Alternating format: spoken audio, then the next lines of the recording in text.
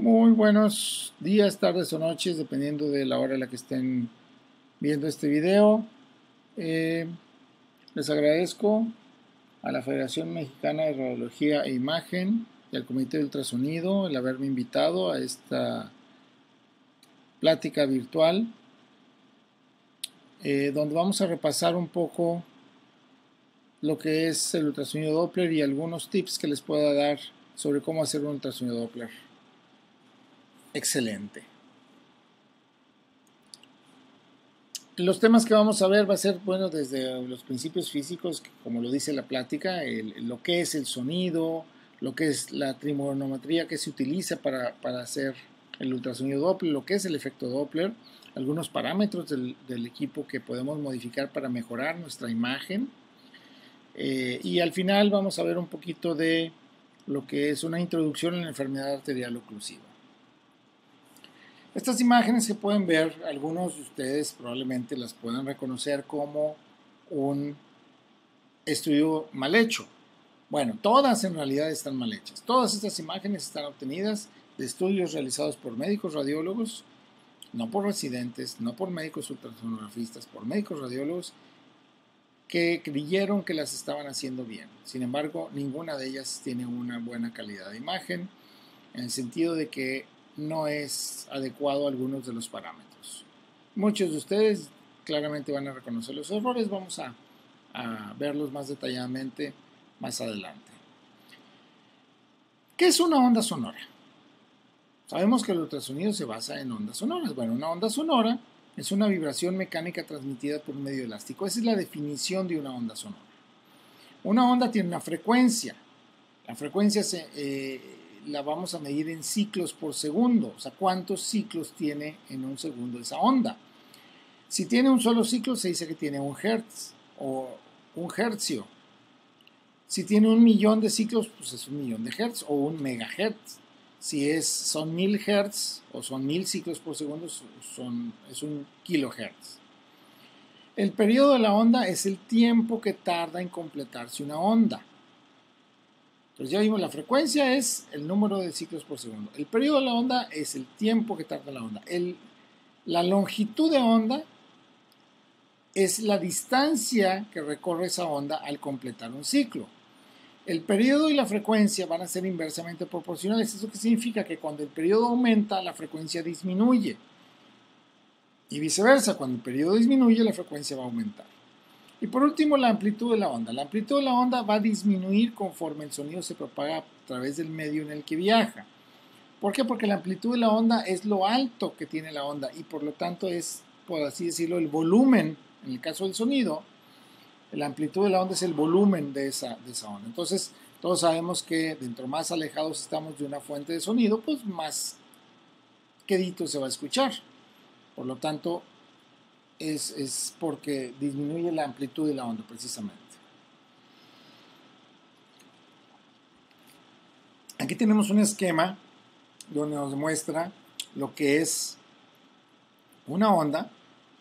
El ciclo se mide desde una cresta hasta otra cresta, desde un valle hasta otro valle, o desde un nodo hasta el otro nodo similar. El nodo es donde cruza la onda la línea basal. Además de que aquí va el nodo, la onda va cruzándola en forma ascendente, entonces hasta que vuelve a cruzar el nodo en forma ascendente, entonces ahí termina nuestra onda. Entonces, si un ciclo, por ejemplo, esta onda tarda un segundo en completarse, como dice aquí, un segundo, y este es un ciclo, entonces es una onda de 1 Hz, un ciclo por segundo, 1 Hz, el tiempo del ciclo es el periodo, o sea, el periodo de esta onda es de 1 segundo. ¿Sí? La frecuencia es de 1 ciclo por segundo o de 1 Hz y la amplitud, bueno, la vamos a medir dependiendo de la escala que tengamos de arriba a abajo. La frecuencia es el número de ciclos por segundo. Y la distancia de un ciclo es la longitud de onda. Entonces la longitud de onda es, en este caso, habría que medir la distancia que recorrió para saber cuál es la longitud de onda. Estas ondas, por ejemplo, aparte de que son de diferente color, ¿sí? La única diferencia que hay entre estas ondas es la frecuencia, como digo, y aparte el color. La frecuencia, ¿qué significa? La onda de arriba tiene menor frecuencia, tiene un periodo más largo, tiene una longitud de onda más larga, y la onda de abajo tiene mayor frecuencia, un periodo más corto y una longitud de onda más corta. ¿Cuál es la diferencia o en qué repercute esta diferencia de frecuencia? Bueno, la frecuencia nos va a dar el tono de la onda. Por ejemplo, esta es una onda sonora de 1000 Hz, o sea, de 1 kHz.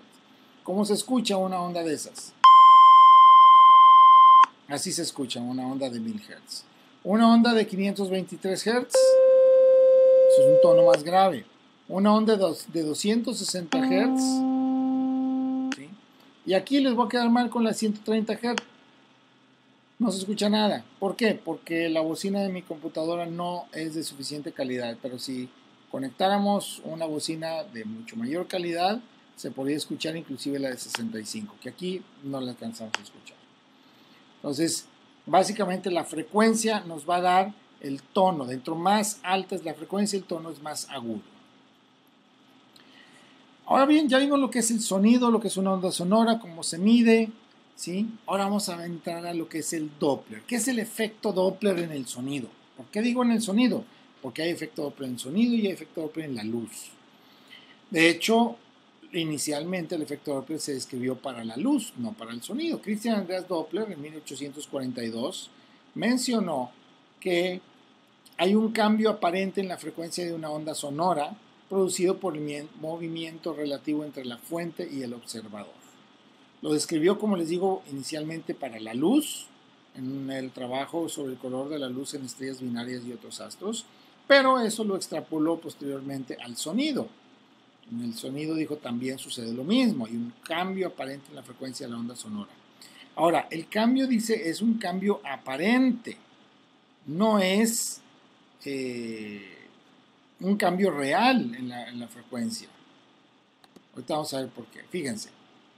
¿Qué pasa si tenemos un vehículo, por ejemplo, una ambulancia que tiene una sirena que emite un sonido? ¿Sí? Cuando está estática, la onda se percibe igual adelante y atrás con la misma frecuencia. Pero cuando la ambulancia se pone en movimiento, si se fijan hacia adelante, las ondas se comprimen, hay una aparente compresión, y entonces las ondas tienen una longitud de onda menor, mientras que las ondas hacia atrás se separan, ¿sí? Vean aquí cómo se separan, y entonces tienen una frecuencia menor. Entonces, hacia adelante se van a comprimir las ondas, va a haber una frecuencia mayor, y hacia atrás una frecuencia menor. ¿Qué sucede? Que si nosotros estamos parados aquí y estamos escuchando, que la ambulancia que se acerca se va a escuchar con un tono más agudo, y si estamos atrás y la ambulancia se aleja, entonces lo vamos a escuchar con un tono más grave. El típico ejemplo es el de la camioneta que viene pitando. Cuando se acerca se escucha con un tono más agudo y cuando se aleja se escucha con un tono más grave. ¿Sí? Creo que todos lo hemos visto. Lo mismo sucede con el tren o con la ambulancia. Bien, entonces gracias a el efecto Doppler podemos determinar o podemos detectar el movimiento de la sangre dentro del cuerpo. ¿Cómo lo hace el equipo de ultrasonido? Bueno, el transductor emite un sonido en una frecuencia conocida y si ese sonido regresa con una frecuencia mayor a la que fue emitido, entonces significa que el objeto con el cual rebotó ese sonido se está acercando hacia el transductor, y si regresa con una frecuencia menor, entonces el objeto en el cual rebotó ese sonido se está alejando del transductor. Esto nos permite hacer una gráfica en la cual podemos detectar la velocidad y la dirección del flujo. Todo lo que esté por arriba de la línea de base, que es esta línea, se está acercando al transductor, y todo lo que está por debajo de la línea de base se está alejando del transductor. Este es el Doppler en modo espectral, que fue el primer Doppler que apareció en el mercado. Dentro más alto o dentro más alejado esté el punto de la línea basal, la velocidad es más alta, y dentro más cercano a la línea basal la velocidad es más baja. Posteriormente apareció el modo duplex, que viene siendo una representación simultánea de la imagen en escala de grises y el Doppler espectral, ambas imágenes en tiempo real. Este espacio que está entre estas dos líneas viene siendo volumen muestra, que es donde vamos a estar realizando la medición del Doppler espectral. O sea, estas velocidades y este flujo y este espectro es exactamente del flujo que está pasando por este pequeño volumen muestra. Todo lo demás que se mueva fuera de esto no va a ser graficado aquí. Entonces, si tenemos ambas imágenes en tiempo real, le llamamos Doppler duplex. Posteriormente apareció el Doppler color. El Doppler color nos va a poner un recuadro dentro de nuestra imagen en modo B, en el cual nos va a poner en color, nos va a poner el movimiento de la sangre. Y aquí junto nos pone una escala de colores. Siempre debemos tener esta escala de colores si queremos hacer una adecuada interpretación de esta imagen. ¿Por qué? Porque aquí el color que esté hacia arriba, ¿sí? Suponiendo que tenemos aquí nuestra superficie del transductor aquí arriba, el color que esté hacia arriba es el color que se va a acercar al transductor. O sea, nos va a poner en este color todo lo que se acerca al transductor y nos va a poner en este otro color todo lo que se aleja del transductor. Entonces, de primera instancia nos pone el rojo lo que se acerca y el azul lo que se aleja. O sea, lo que está arriba de la línea basal en el Doppler espectral es rojo y lo que está abajo de la línea basal en el Doppler espectral es azul. Entonces, normalmente no nos pone el color en toda la imagen porque eso llevaría mucho tiempo hacer todos los cálculos de toda la imagen. Entonces, normalmente agarramos una ventana solamente, un pequeño espacio de toda esa imagen. Posteriormente tenemos el Doppler triplex. El triplex es en el cual tenemos nuestra imagen en modo B, nuestra ventana de color y nuestro Doppler espectral, todo en tiempo real. Si no está todo en tiempo real, entonces no es triplex. Tiene que estar todo en tiempo real para que sea triplex. Y aquí podemos, en el espectro, podemos hacer mediciones de velocidades. Entonces aquí tenemos nuestra imagen en modo B, nuestra ventana de color, o nuestro cuadro de color, o nuestro cajón de color, como le quieran llamar, nuestro volumen muestra y nuestro registro espectral de las velocidades en ese momento. Y por último tenemos el Doppler poder. El Doppler poder o angiodoppler que le llaman algunos. Es una representación en color pero diferente. Aquí nos va a representar en color todo lo que se mueva. Independientemente si se acerca o se aleja, nos lo va a poner en el mismo color. Utiliza una modalidad diferente para representar esto. Inclusive han aparecido recientemente otras formas de representar el movimiento, que es el flujo B, que le llaman B-Flow, le llaman los de General Electric. Utiliza otro principio diferente. Pero el modo Doppler poder, lo quiero ejemplificar aquí porque nos va a servir para flujos lentos o para vasos muy pequeños. Es lo mejor que hay para detectar el flujo en vasos muy pequeños o con flujo muy lento. Ok, ahora vamos a desenmarañar o desmenuzar lo que es nuestro espectro Doppler, nuestra anatomía del espectro Doppler. En el espectro Doppler dijimos que teníamos un pico sistólico, ¿sí? Que es cuando se acelera, en la sístole se acelera la sangre, toda la sangre en una dirección. Luego, después de que termina la sístole, empieza la diástole y empieza a desacelerarse la sangre porque ya no tiene el impulso de la contracción del corazón. Y dependiendo del vaso que estemos estudiando, en un vaso periférico, por ejemplo, vamos a tener que en la diástole temprana, o sea, la primera mitad de la diástole, va a desacelerarse la sangre y se va a invertir el flujo. Y luego en la diástole tardía, generalmente vamos a tener un flujo anterógrado, o sea, nuevamente va la sangre hacia adelante y eso es por la compliancia de la aorta, que la aorta se contrae en la diástole cardíaca, la aorta se contrae, es la sístole de la aorta, y entonces nuevamente avanza la sangre hacia adelante. El punto máximo en el cual se acelera la sangre en sístole le vamos a llamar pico sistólico. La velocidad que adquiere la sangre al final de la diástole le vamos a llamar pico diastólico o velocidad telediastólica o velocidad al final de la diástole.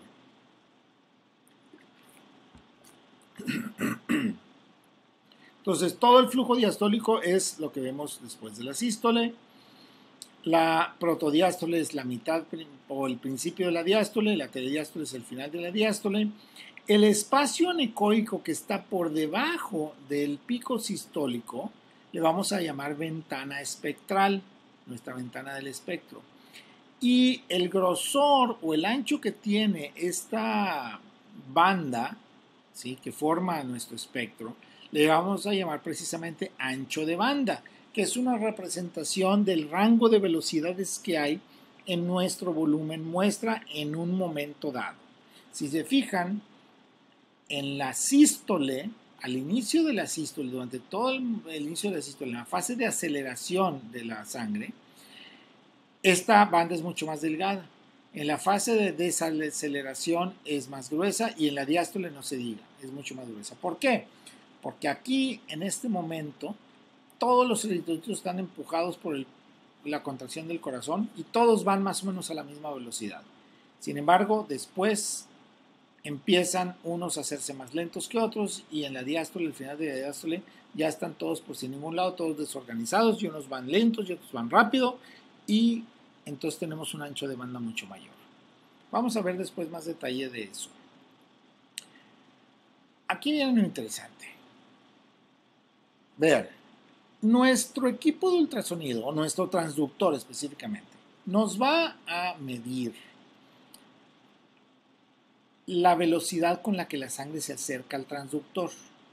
Si nosotros tenemos, aquí por ejemplo, este es el origen de una arteria vertebral, aquí está la subclavia, aquí está la vertebral, es una vertebral tortuosa, en la cual primero lleva esta dirección la sangre, luego lleva esta dirección la sangre, y luego lleva esta dirección, y luego nuevamente dirección.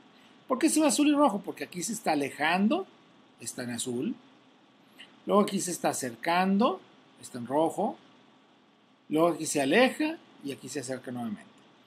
Entonces nos codifica en diferente color.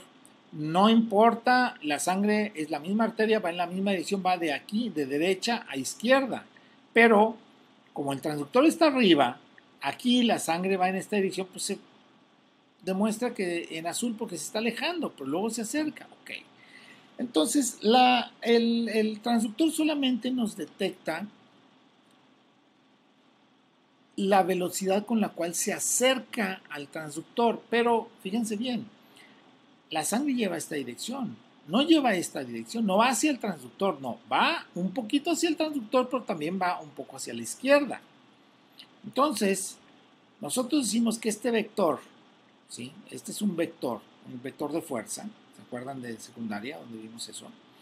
Este vector de fuerza está compuesto por dos vectores, uno horizontal y otro vertical. ¿Sí? El vertical tiene cierta fuerza, cierta velocidad, llamémosle aquí, y el horizontal tiene otra velocidad. Y entre los dos nos dan esta velocidad. Esta es la que nosotros queremos conocer, pero el transductor solamente nos está midiendo esta, que es la fuerza con la que se acerca al transductor o la velocidad con la que se acerca al transductor. Esta otra no la podemos conocer con el transductor, directamente no la podemos medir esta velocidad.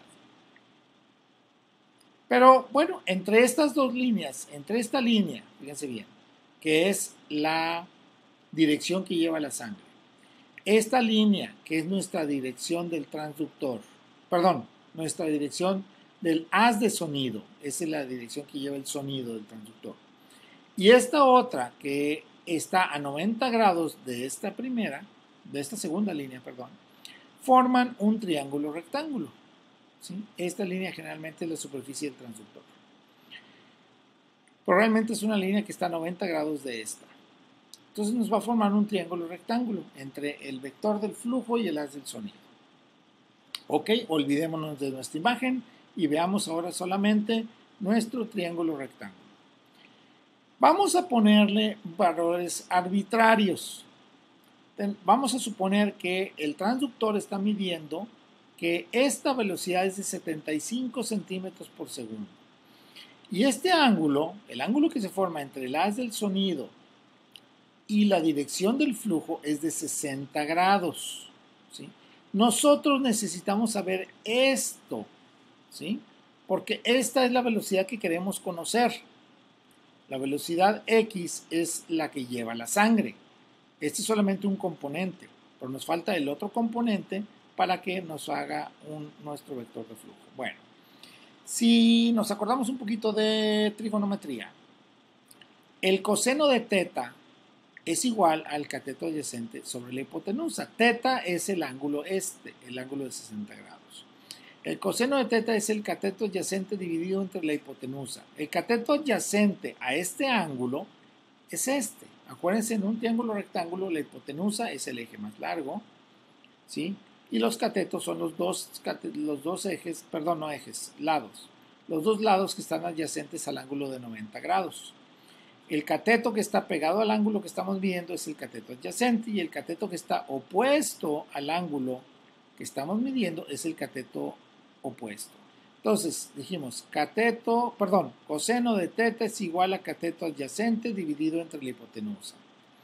Ok, entonces significa que el coseno de 60 es igual a 75 dividido entre x.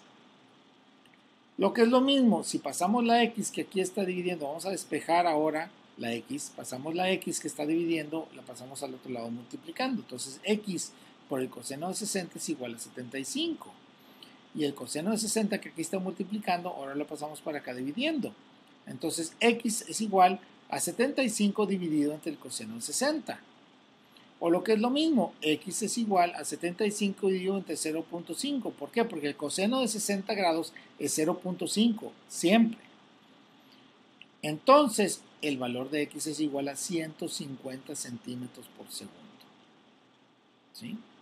Entonces, el transductor nos dio una medida de 75 centímetros por segundo, pero era esta, ¿sí? Nosotros queríamos saber esta, y ahora entonces, ya sabiendo todo esto, sabemos que la velocidad real de la sangre es de 150 centímetros por segundo, porque conocemos este ángulo. Si no conocemos ese ángulo, no podemos sacar la velocidad correcta. Veamos otro ejemplo, ¿sí? O más bien un ejemplo ya real. Aquí tenemos una arteria uterina, una paciente embarazada, y le hacemos esta medición. Medimos sin corregir el ángulo. Aquí le ponemos un ángulo de 0, o sea, no estamos corrigiendo el ángulo. Y nos da una velocidad en pico sistólico, vamos a hablar nomás del sístole, de 77.04 centímetros por segundo. Ahora le hacemos en la misma imagen le colocamos el ángulo, la corrección del ángulo de insonación, que es un ángulo de 46 grados, aquí lo vemos, ¿sí? Muy apenas se ve, pero ahí está una línea amarilla, que corresponde al ángulo que es la dirección del flujo en donde está el volumen muestra. Es de 46 grados. Y entonces ahora nos dice que la velocidad es de 110.91 centímetros por segundo. ¿Cuál es la correcta? ¿110 o 77? Pues 110.91. ¿Por qué? Porque aquí ya estamos tomando en cuenta la dirección del flujo. Si la arteria o si el flujo tuviera exactamente la dirección hacia el transductor, entonces no tendríamos que hacer. Y la medida que nos diera aquí es la medida real, pero no es así. La medida real es esta. ¿Por qué? Porque no va en dirección completa hacia el transductor. Veamos, aquí está, miren, tenemos un acercamiento, esta es nuestra dirección del flujo, que es de 46 grados, nuestra dirección del haz del sonido, y vamos entonces a fabricar nuestro triángulo rectángulo. Aquí está, es esta y es esta línea. Olvidémonos de la imagen y pasemos entonces. Dijimos que esta medida es de 77.04 centímetros por segundo y este ángulo es de 46 grados y vamos a despejar la X. Aquí está, miren, 46 grados, 77.04 por segundo. Cateto de teta igual a, coseno de teta igual a cateto adyacente sobre hipotenusa, coseno de 46 es igual a 77.04 dividido entre X. X por coseno de 46 es igual a 77.04. X es igual a 77.04 dividido entre coseno de 46, o lo que es lo mismo, X igual a 77.04 dividido entre 0.6946, que es el coseno de teta, y esto nos da 110.91 centímetros por segundo. Háganlo con su calculadora, no batallen. Si su calculadora tiene funciones trigonométricas, consulten el coseno de 46, les va a decir que es este, ¿sí? Y hagan esta ecuación y verán que son 110.91 centímetros por segundo, lo cual corresponde exactamente a la medida que nos dio el equipo de ultrasonido. Por lo tanto, todo esto nos lleva a una sencilla conclusión. El ángulo de insonación debe de ser paralelo al flujo sanguíneo, ¿sí? Siempre debe de estar paralelo al flujo sanguíneo. Si no lo ponemos paralelo al flujo sanguíneo, no sirve. No nos va a dar una medición real de la velocidad del flujo sanguíneo. Segundo, el ángulo de insinuación debe ser menor a 60 grados para ser confiable. Ahorita vamos a ver por qué, ¿sí? Si el ángulo es mayor de 60 grados, no va a ser confiable, no va a ser adecuado y no es aceptable. En carótidas se recomienda inclusive, no tiene que ser así, pero se recomienda inclusive que sea un ángulo de 45 grados. En las arterias uterinas e inclusive en el ducto venoso se recomienda que el ángulo sea inclusive menor de 30 grados. En la arteria cerebral media fetal se dice que de preferencia debe ser de 0 a 10 grados. Entonces el ángulo es sumamente importante para tener una medición adecuada de la velocidad de flujo. Ok, ¿por qué Q menor de 60 grados? Fíjense, aquí te hice esta tabla. Este es el ángulo teta, el coseno del ángulo teta, con un ejemplo, o sea, de 75 centímetros por segundo. O sea, el transductor está midiendo 75 centímetros por segundo en el vector que se acerca al transductor o que se aleja, es igual. Fíjense, si tenemos una diferencia con un error de menos 5 grados o un error de más 5 grados, nos va a variar 0.29 centímetros por segundo. O sea, mide, si el ángulo es de 0 y nos está midiendo 75, pues la velocidad es de 75 también. ¿Sí? El primer ejemplo que vimos que el ángulo era de 60, fíjense cómo dijimos que de 75 se elevó a 150, con el ángulo de 60.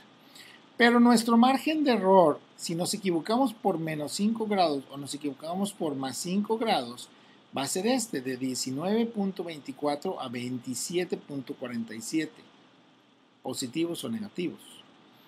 Si el ángulo es de 15 grados, nuestro margen de error es de 1, o sea, nuestra velocidad fue de 77.65, la medida real, pero con un error de menos 5 grados varía 1.49 y con un error de más 5 grados varía menos 2.17 grados.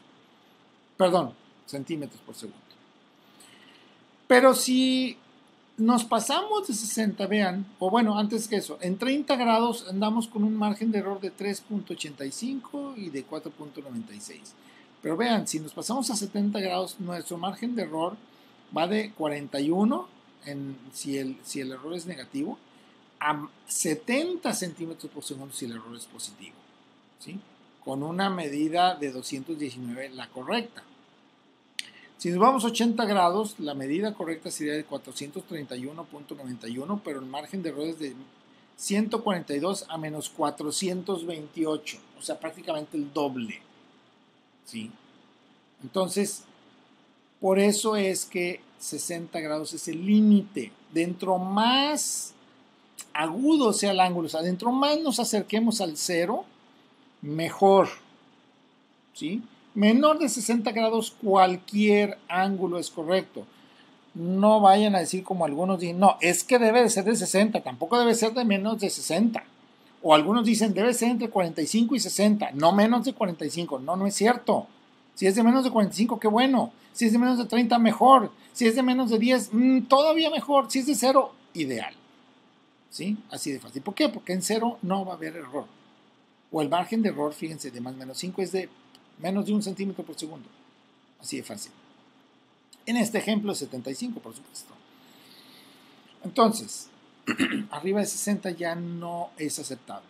está esta otra gráfica que encontré que lo mide en porcentajes, fíjense bien. El porcentaje de error en la medición de velocidades, si tenemos un ángulo de 0, pues prácticamente es de 0. Si tenemos un ángulo de 5 grados, el porcentaje, no. Si tenemos un ángulo de 20 grados, el porcentaje es menos de un 5%. Si tenemos un ángulo de 40 grados, el porcentaje es de aproximadamente menos de un 10%. Si tenemos un ángulo de 60 grados, entonces nuestro margen de error anda cerca, abajito del 20%. Pues ya de 60 para arriba, fíjense cómo se va logarítmicamente. ¿Sí? Y ya en 70 grados tenemos un margen de error de arriba de un 30%. Entonces, es por ello que debe ser menor de 60 grados. Yo lo que les recomiendo siempre es, saquen su imagen, busquen el vaso, pongan el color, antes de sacar el espectro, pongan el volumen muestra, pongan la corrección del ángulo de insolación y fíjense si está en menor de 60 grados. Si está menos de 60, perfecto, activen el modo espectral y tomen la medida. Si está en más de 60, olvídenlo, ni para qué tomen la medida. Corrijan su angulación del transductor, angulen el transductor con la maniobra de punta talón para que les dé un ángulo menor de 60 grados. Y si está menor de 60 grados, perfecto, tomen el espectro y ya lo hicieron. Ahí está correctamente. ¿Qué pasa con el ángulo de 90 grados? Cuando está a 90 grados no hay señal Doppler. O sea, todo el movimiento, todo el flujo de la sangre está en este sentido.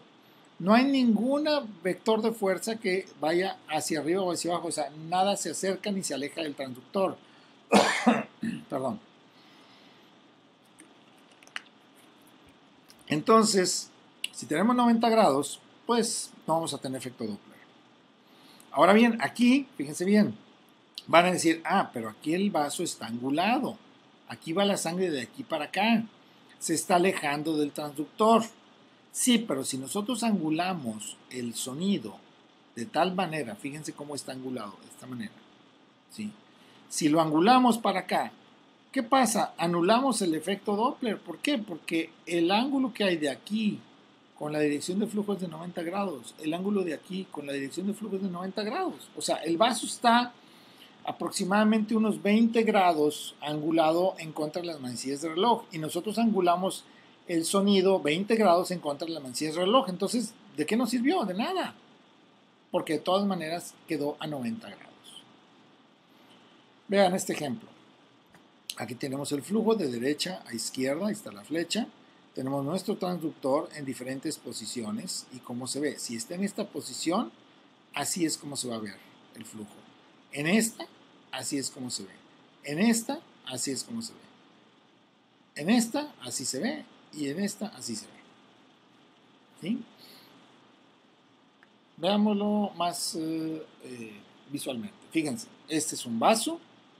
El transductor está dirigido en este sentido, la sangre se acerca en rojo y tenemos unas velocidades muy buenas. Aquí no tenemos corrección de ángulo, pero vean, aquí tenemos 50 grados, ¿sí? Perdón, 50 centímetros por segundo y tenemos nuestras velocidades y nuestra gráfica en muy buena, una muy buena gráfica. Aquí tenemos un ángulo un poquito menor, todavía tenemos muy buena gráfica, pero ¿qué pasa? Da la impresión de que la velocidad es menor, porque sí, el vector de fuerza que está en dirección del transductor es menor, pero aparte tenemos una ventana espectral mucho menor que la anterior. Luego aquí que estamos a 90 grados, pues la sangre se ve en todas direcciones, ¿sí? Ni se acerca ni se aleja, sino todo lo contrario. O sea, se acerca y se aleja al mismo tiempo. Está muy ruidosa, no sirve de nada. Luego, ahora se empieza a alejar un poco. Empezamos a inclinar a verlo ya por el otro lado.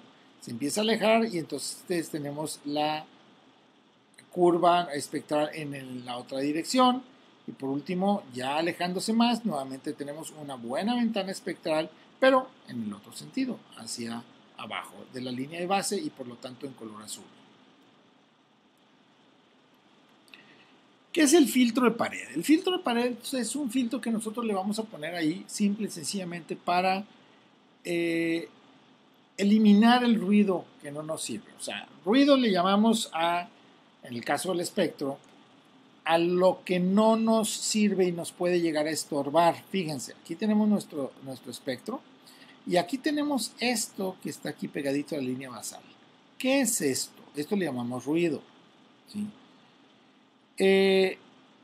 No es otra cosa que la vibración de las paredes de las arterias o la vibración inclusive de los tejidos de alrededor del vaso que vibran conforme viene nuestro pulso, al pulsar la arteria.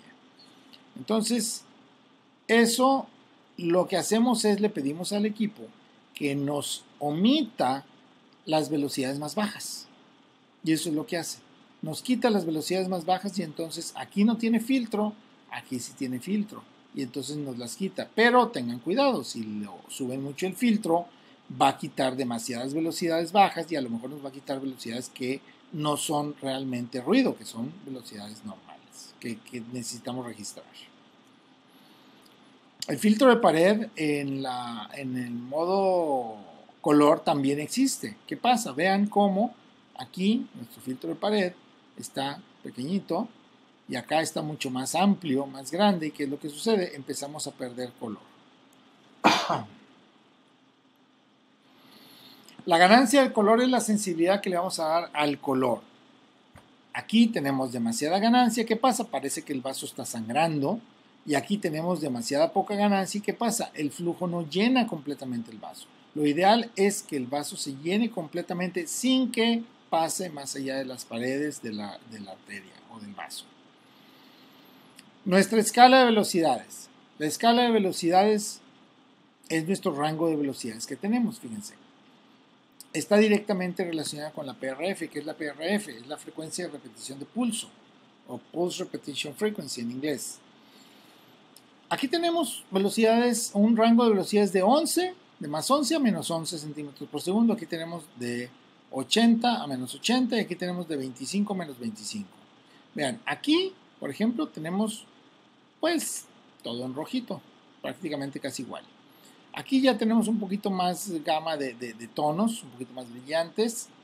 Y acá tenemos un arco iris. ¿Qué pasa? Cuando tenemos una frecuencia muy baja o una escala muy baja, vamos a tener lo que llamamos aliasing. ¿Qué es el aliasing? El aliasing es cuando nuestra escala de color o nuestra escala de velocidades en el espectro es demasiado pequeña para las velocidades que tenemos en nuestra imagen. Entonces, ¿qué sucede? Aquí tenemos velocidades de más de 11 centímetros por segundo. Entonces, si la velocidad es por aquí, por ejemplo, ¿sí? Vamos a usar esta escala porque aquí se corta nuestra escala de color. Vamos. Si nuestra escala va aquí, entonces llega la computadora y busca y ya no hay color aquí. Entonces, ¿qué pasa? Se da la vuelta y empieza a buscar el color acá. Entonces nos va a poner este color, cuando en realidad es este, o sea, está aquí el punto de velocidad, pero nos lo va a poner así. Entonces, ¿qué pasa? Tenemos que del rojo oscuro pasa al anaranjado, al amarillo, y del amarillo se vuelve a dar la vuelta y empieza con el cian, que es este color azul clarito, y luego va hacia el azul oscuro. Aquí está, el azul oscuro. Entonces, el aliasing es una mala representación del color o del espectro debido a que no tenemos una escala adecuada. Ahorita vamos a profundizar más un poquito en eso.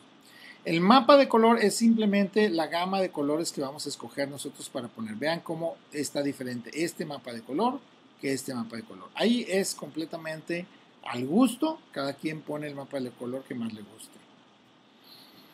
El Doppler poder, como dijimos, nos va a dar mayor sensibilidad al flujo, pero sin diferenciar la dirección.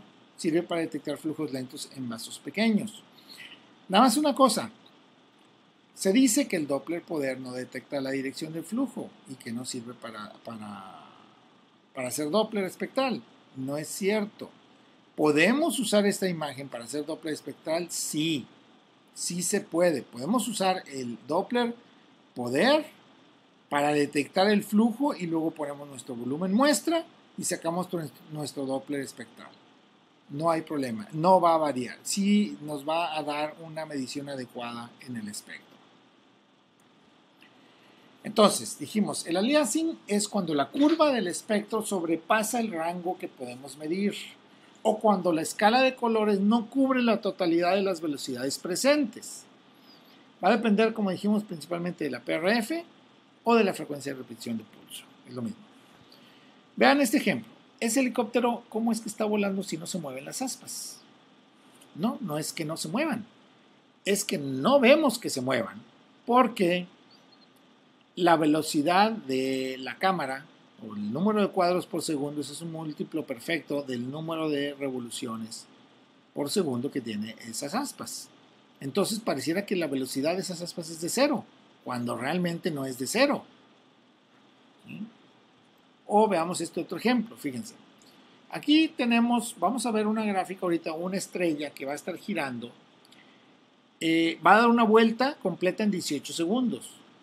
Entonces, si da una vuelta completa en 18 segundos, da un giro de 20 grados por segundo. O sea, cada segundo gira 20 grados. Y lo vamos a ver a 2 cuadros por segundo. Vean. O sea, 2 imágenes cada segundo y girando 20 grados por segundo. ¿Sí? Esa es estrella. Ok. Ahora vamos a ver otra. Que gira la misma velocidad, pero la vemos a 1 cuadro por segundo. ¿Sí? Es la misma velocidad que la anterior, pero esta la vimos una foto por segundo, por así decirlo. Un cuadro por segundo es una fotografía por segundo. La siguiente, vamos a ver 1 cada 2 segundos. Es la misma velocidad, da una vuelta en 18 segundos, gira 20 grados por segundo, pero lo vemos cada 2 segundos. ¿Sí? Y por último, ahora la vemos un cuadro cada 3 segundos. ¿Qué pasa? Da la impresión de que la estrella está girando al revés. No está girando al revés, está girando en la misma dirección, pero da la impresión de que gira al revés porque la vemos cada 3 segundos.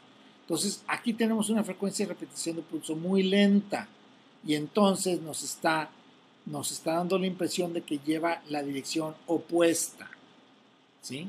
Y si diéramos con el múltiplo exacto, si por ejemplo si ponemos un cuadro cada 9 segundos, probablemente va a parecer que la estrella no se mueve, o cada 4.5 segundos va a dar la impresión de que no se mueve la estrella, está estática como el helicóptero. Entonces, ¿cómo vamos a corregir el aliasing? Cuando lo tenemos? Bueno, utilizando ajustes en la PRF y en la línea basal. ¿Por qué en la línea basal? Ahorita van a ver por qué. Nuestra PRF va a cambiar la escala de flujos medibles, va a cambiar la sensibilidad del Doppler al flujo. Cuando hay una PRF menor, ¿sí? Tenemos mayor sensibilidad a los flujos lentos, pero tenemos aliasing en los flujos altos. Cuando tenemos una PRF mayor, tenemos una menor sensibilidad a los flujos lentos, pero disminuye o desaparece el aliasing. ¿Cómo está eso? Vean. Aquí tenemos una PRF de 3.3 kHz, o sea, 3.300 pulsos por segundo. O sea, en el Doppler, acuérdense que es un Doppler pulsado, o sea, nosotros estamos emitiendo pulsos y luego escuchando el eco para generar nuestras imágenes. Pues estamos emitiendo 3.3 kHz, no es la frecuencia del transductor. El transductor está trabajando a otra frecuencia, mucho más alta. El transductor trabaja a frecuencias de megahertz. Esto es el número de pulsos que mandamos para generar nuestra imagen. Pero la frecuencia del sonido es otra. Entonces, fíjense, tenemos 3.3 kHz de PRF. ¿Qué pasa con el espectro? ¿Qué pasa con el color? Aquí tenemos un aliasing, no hay duda que tenemos aliasing. Del amarillo, que es este, se pasa directamente al azul. ¿Sí? El que está pegadito al amarillo es el azul clarito, el ciano. Y aquí, pues se corta nuestra onda y se dobla y empieza la onda a aparecer acá. O sea, aquí viene el pico que debería estar acá arriba, está aquí abajo, viene y se dobla, inclusive vuelve a pasar por aquí y luego baja y luego es esto. Es un relajo. Bueno, vamos a subirle la PRF. Ahora tenemos 5.5 kHz, ya empieza a verse un poquito mejor. Aquí ya no hay aliasing, el aliasing se pierde más pronto en el Doppler color. Acá ya tenemos un PRF de 8.3 kHz, ya empieza a agarrar forma. Y ya a 12 kHz ya tenemos un espectro completo, completamente desdoblado. Vemos nuestro pico sistólico, nuestra diástole perfectamente bien, pero aquí estamos desperdiciando todo este espacio. Entonces, ¿qué hacemos? Vamos a bajar nuestra línea basal y vamos a bajarle un poquito la PRF, ¿sí? Bajamos nuestra línea basal, le bajamos un poquito la PRF y ya tenemos un espectro muy buena, una muy buena gráfica del espectro, donde nos demuestra claramente las velocidades. Y aquí tenemos nuestra corrección de ángulo, que es de 60 grados, y tenemos nuestras velocidades entre 100 y 120 centímetros por segundo.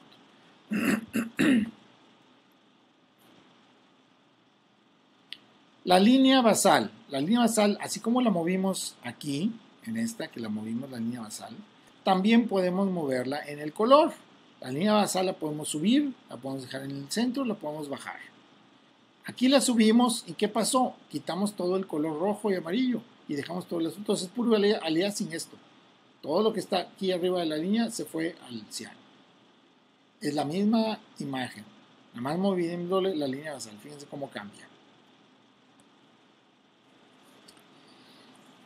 Aquí está en el espectro lo que hace la línea basal. Si tenemos un espectro que se nos corta, pero no se dobla completamente, bajamos la línea base y perfectamente vemos nuestra onda completa. Los transductores antiguos no tenían una ventaja que tienen los transductores modernos, que es que el transductor puede angular el sonido en esta dirección o en esta dirección o directamente en dirección recta.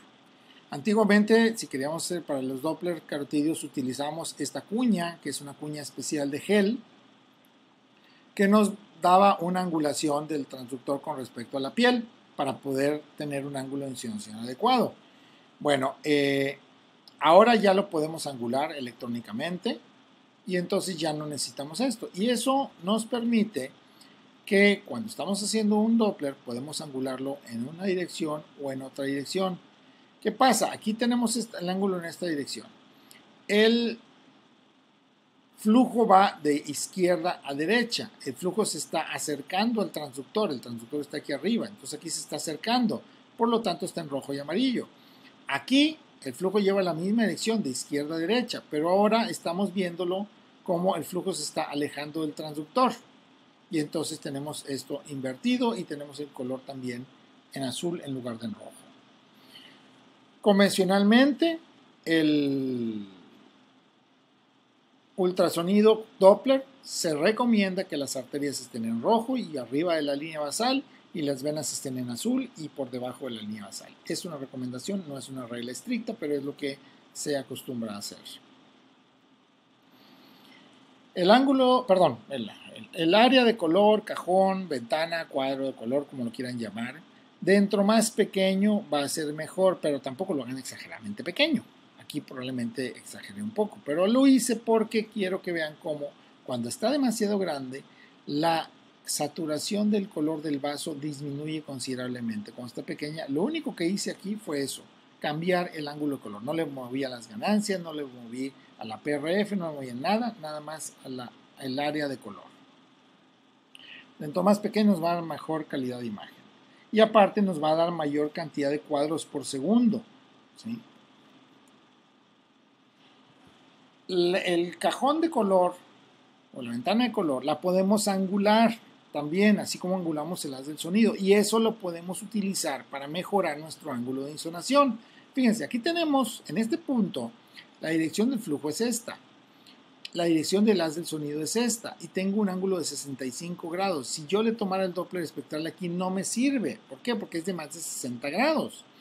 Pero si lo angulo y yo cambio que la dirección del sonido sea esta, o sea, está angulado, ya ahora esta línea con la dirección del sonido me da de 52 grados. Esta sí la puedo utilizar para tomar un Doppler espectral.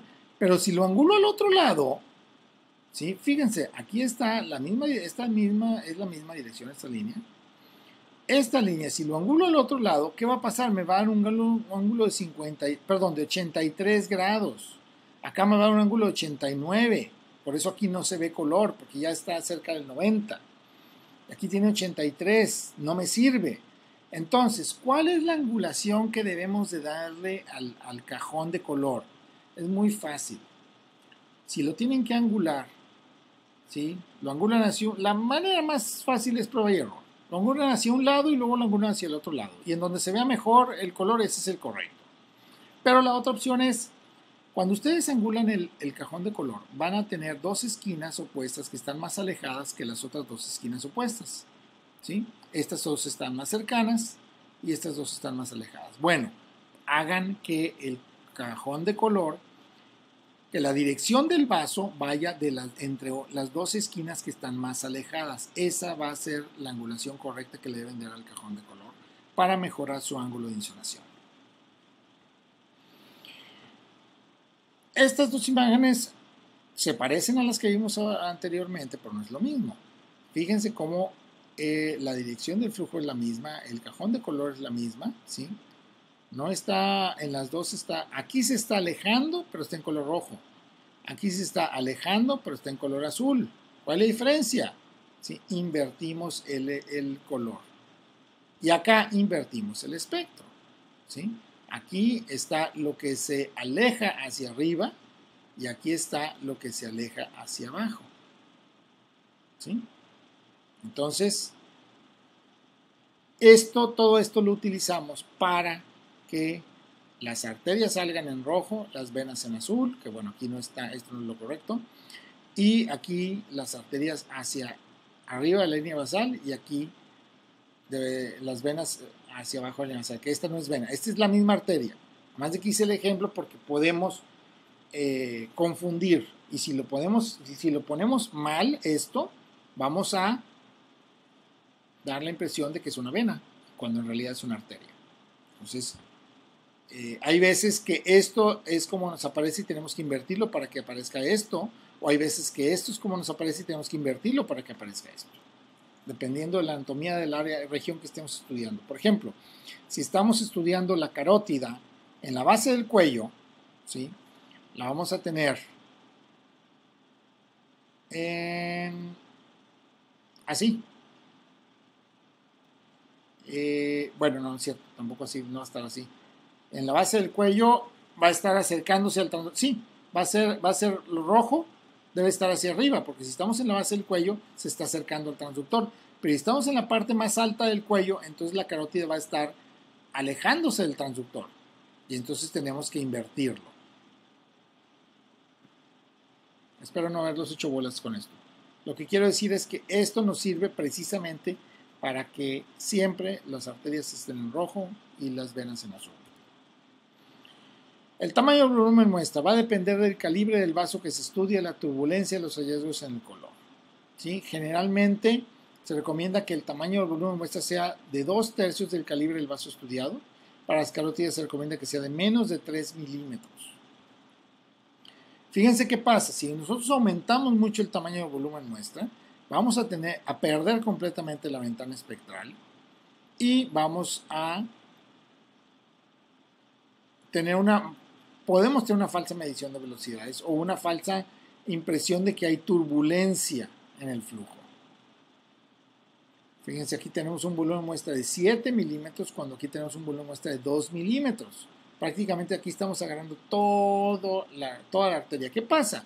La sangre que va pegadita a la pared de la arteria va más lenta y entonces va a llenarnos esto.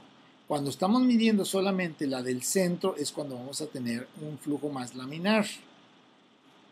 Pues así es como debe de ser. Menos de 2/3 del calibre del vaso, inclusive menos de la mitad si se puede. El barrido espectral, o sea, la velocidad de barrido en el espectro. Podemos tener una velocidad media, una velocidad demasiado lenta o una velocidad demasiado alta en el barrido. Entonces, si la tenemos muy alta, vamos a alcanzar a ver nomás un ciclo. Si la tenemos muy baja, todos los ciclos se van a ver muy pegaditos y no se van a ver bien. Generalmente se recomienda que sea de 4 a 6 máximo 8 ciclos en el barrido espectral completo. Y ya por último entrando a lo que es la enfermedad arterial oclusiva. Esta es una introducción solamente, pero tiene mucho que ver con toda la física de Doppler. El flujo laminar, que es como fluye normalmente un líquido, un fluido en un tubo semirrígido, pero en un tubo recto, se va a perder cuando hay cambios en la dirección o en el calibre o cuando pasa por una superficie irregular.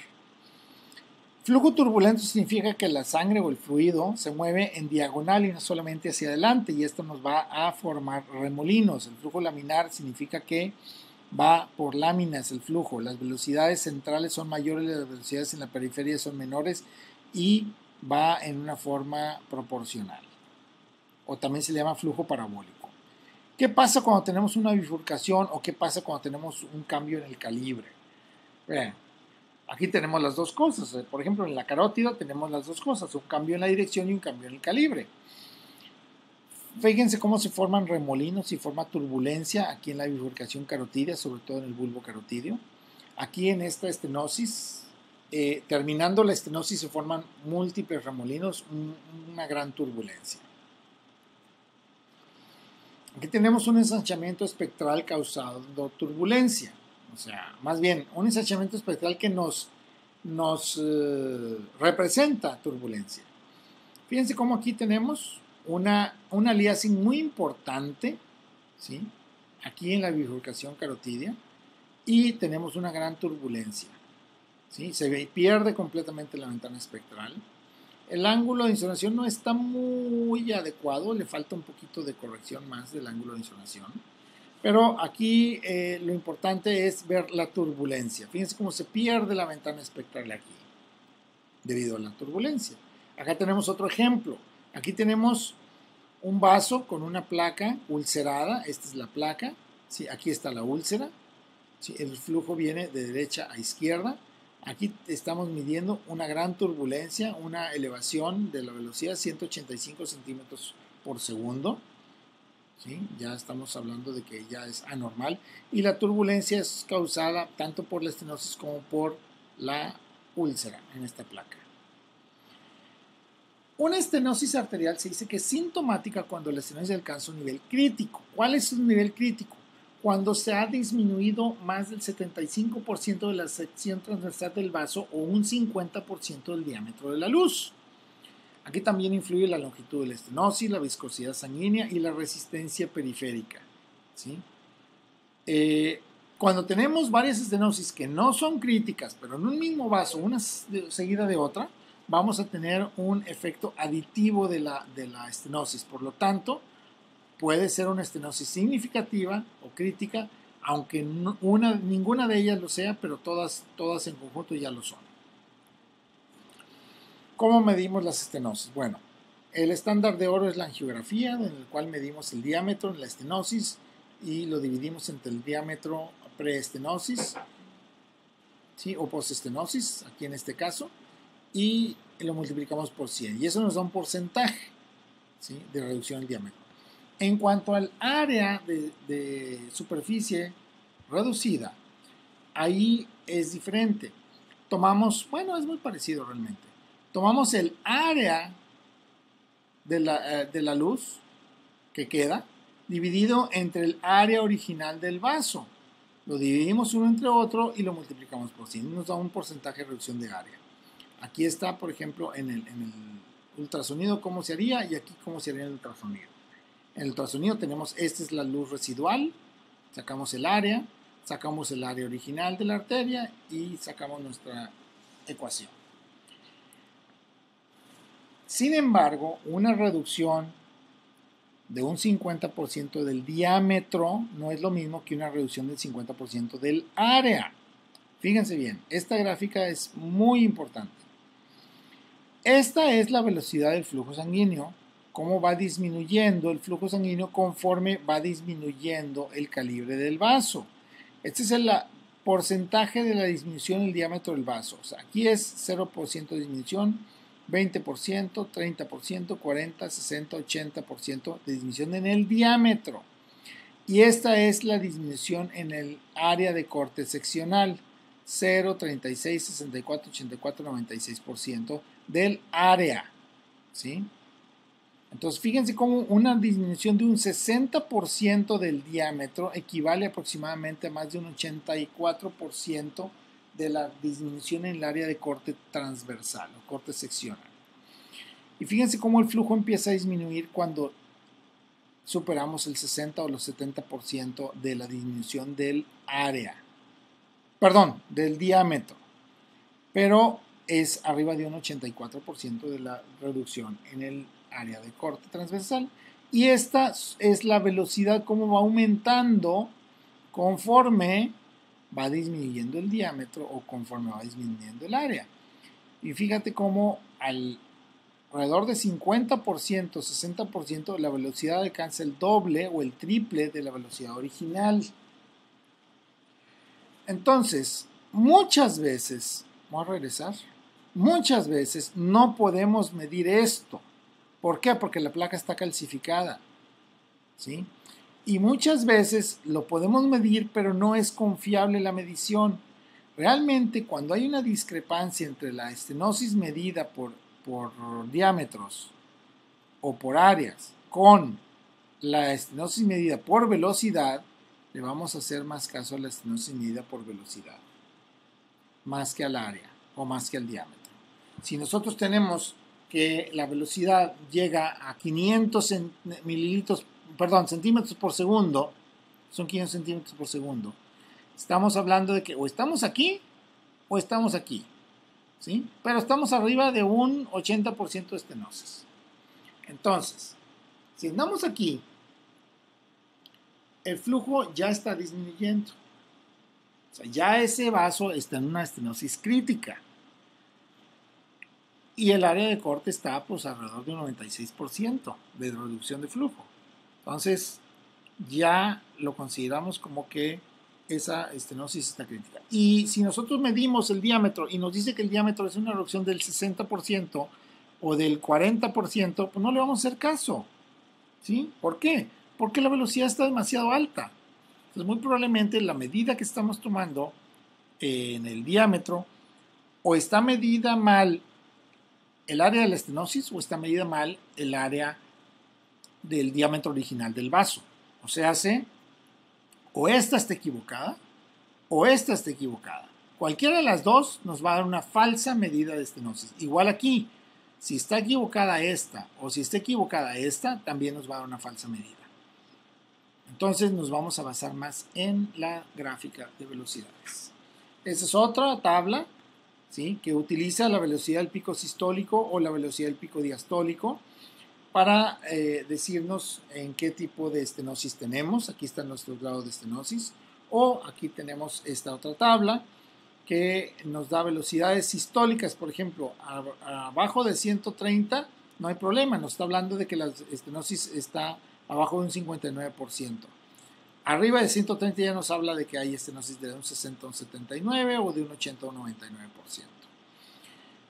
La velocidad del pico diastólico también nos da igual. La relación de la velocidad sistólica entre la arteria carótida interna dividida entre la arteria carótida común. ¿Por qué hacemos esto? Porque la mayoría de las placas carotídeas están en el origen de la carótida interna. Entonces, si dividimos la velocidad aquí entre esta, es como si midiéramos la velocidad postestenosis entre la preestenosis. Y entonces, cuando está muy elevada, nos habla de que hay una estenosis. Igual con la diastólica, podemos hacer exactamente lo mismo. Y el ensanchamiento espectral que dijimos que nos habla de turbulencia. Vean aquí la diferencia, fíjense. Aquí tenemos una femoral superficial del tercio medio inferior del muslo con una zona de estenosis donde la velocidad está arriba de 300 centímetros por segundo. Y después de esto, después de este punto, la velocidad cae a menos de 50 y tiene una aceleración lenta, lo que llamamos un flujo tardus parvus, casi, ¿sí? Es lo que nos delimita o nos indica esto, este tipo de onda nos indica que antes de este punto hay una estenosis crítica, como esta de aquí. Por último, ya con experiencia vamos a poder diferenciar. Fíjense cómo hay una gran diferencia entre un vaso periférico, como el de arriba, con un vaso central, como es el de abajo. Los vasos centrales generalmente son los vasos cerebrales, las arterias renales o las arterias hepáticas en el periodo postprandial, o las arterias mesentéricas inclusive en el periodo postprandial se comportan de esta manera en lugar de esta manera. La arteria uterina durante el embarazo se comporta también de esta manera, ¿sí? Entonces, arterias centrales le llamamos aquellos vasos que tienen un flujo diastólico muy alto y que generalmente no hay inversión del flujo en la diástole temprana. Bueno, les agradezco mucho sus atenciones. Espero haber iluminado un poquito sobre el ultrasonido Doppler. Cualquier duda, ahí tienen mi dirección de correo electrónico. No lo reviso a lo mejor a cada ratito, pero trato siempre doy respuestas a cualquier duda que me manden. Estoy a sus órdenes en la ciudad de Torreón, en el Hospital Ángeles, para cualquier duda. Muchas gracias.